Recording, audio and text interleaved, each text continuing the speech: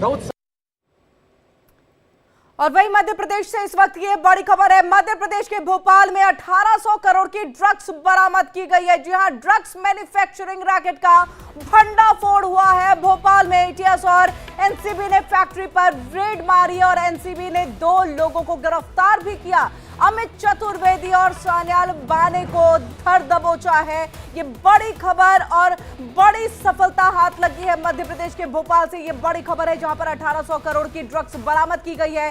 Drugs manufacturing racket का ये भंडाफोड़ हुआ है जहां पर एटीएस और एनसीबी ने छापेमारी की है, रेड की, जिसके बाद ये बड़ी सफलता हाथ लगी जिसमें 2 लोगों को गिरफ्तार किया गया।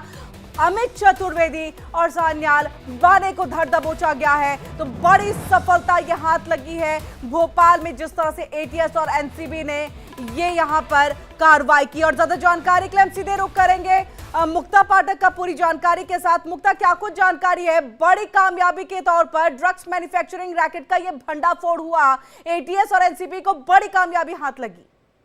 जी बिल्कुल बिल्कुल सही कह रही हैं आप। ये बहुत बड़ी कामयाबी है, लेकिन देखिए ये 24 घंटे से ज्यादा से ये कार्रवाई चल रही है और यहाँ पे किसी को भनक नहीं हुई मध्य प्रदेश में। यहाँ पे पुलिस को भी इस पूरी कार्रवाई से दूर रखा गया। अब ये लग रहा है कि क्या ऐसी बात है कि मध्य प्रदेश के पुलिस और किसी को भनक नहीं लगी जब तक कि खुद वहां से पता नहीं चला। आज सबको जानकारी लगी है लगभग 3 बजे के आसपास, जब फोटो रिलीज किए गए और बताया गया 2 लोगों को हिरासत में लिया गया है। और ये पूरी तरह से एक नेटवर्क, जिस तरह से ये समझने की कोशिश हो रही है कि किस तरह के ये ड्रग्स यहाँ पे हैं, क्या नेटवर्क है, क्या टेररिज्म का फंडिंग यहाँ पे इन्वॉल्व है। तो एक बहुत बड़ी नेक्सस है जो हम वेट कर रहे हैं अभी ऑफिशियल बयान का, उससे समझ आएगा। क्योंकि जिस तरह से जो आ रहा है समझ की लगभग 1800 करोड़ से ज्यादा का ड्रग्स, और जिस तरह से इस पूरी कार्रवाई को बहुत चुपचाप से अंजाम दिया गया, किसी को कानो कान खबर नहीं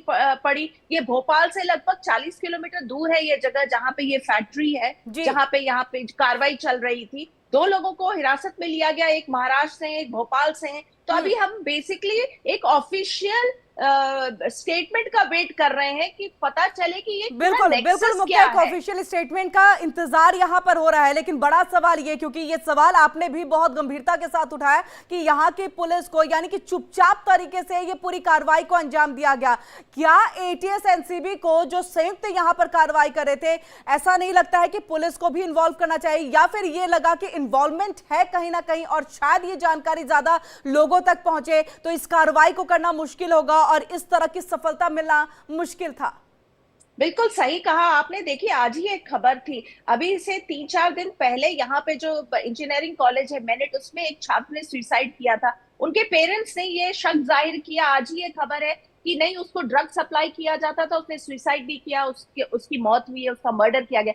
तो जो ड्रग का जो प्रॉब्लम है, लगातार यहाँ कुछ समय से, काफी दिनों से ये बात उठ रही है कि कैसे यंगस्टर्स को ड्रग मिल रहा है, क्या ये रैकेट है पूरा, ये क्या नेक्सस है। डेफिनेटली अगर ड्रग बच्चों को सप्लाई हो रहा है स्कूल और कॉलेजेस में, तो उसमें पुलिस जो है उस पूरी कार्रवाई को अनदेखा कर रही है। इसीलिए गुजरात और दिल्ली से टीम आई है, यहाँ पे किसी को कानो कान भनक नहीं हुई और लगातार कार्रवाई होती रही। जब तक उन्होंने नहीं चाहा बताना, तब तक किसी को पता भी नहीं चला कि ये सारी कार्रवाई चल रही है। तो जाहिर तौर पे पुलिस के रोल पे भी एक सवालिया निशान जो है वो उठ रहा है। जी बिल्कुल मुक्ता, अमित चतुर्वेदी और सान्याल बाने जिसको धर दबोचा है एटीएस और एनसीबी ने संयुक्त कार्रवाई में, क्या इनसे अब बहुत बड़ी जानकारी जो है वो निकलने की एक संभावना है? इनके बारे में क्या कुछ डिटेल्स पता चला है कि पहले ही ये कभी नामजद थे, या इस तरह से पुलिस में भी, क्योंकि अब तो पूरी जानकारी निकल करके सामने आई है, पुलिस को सब कुछ पता होगा कि इस तरह की एक बड़ी कार्रवाई जो है हमारे स्टेट में की गई है।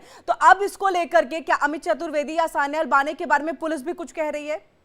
नहीं, अभी कोई पुलिस तो बिल्कुल कुछ भी नहीं कह रही है। देखिए ये जो नाम है वो वहीं से रिलीज किए गए हैं। अब हम वेट कर रहे हैं कि जिस तरह से इनका इंट्रोगेशन चल रहा है, ये क्या बता रहे हैं, किस तरह से इस फैक्ट्री में बनता था, क्या सप्लाई चेन है, कौन लोग इन्वॉल्व हैं। जैसा मैंने एक बात और कही, ड्रग्स तो है ही, साथ में एक एंगल टेररिज्म का भी आ रहा है। क्या टेररिज्म की फंडिंग भी इन्वॉल्व है? तो ये बहुत सारे सवाल हैं, ये नेक्सस की पूरी बात है। और जिस तरह से मध्य प्रदेश के पुलिस को पूरी तरह से इस कार्रवाई से दूर रखा गया, भनक नहीं लगने दी गई है, तो उससे भी बहुत सारे सवाल उठ रहे हैं। जी बिल्कुल, मुक्ता नजर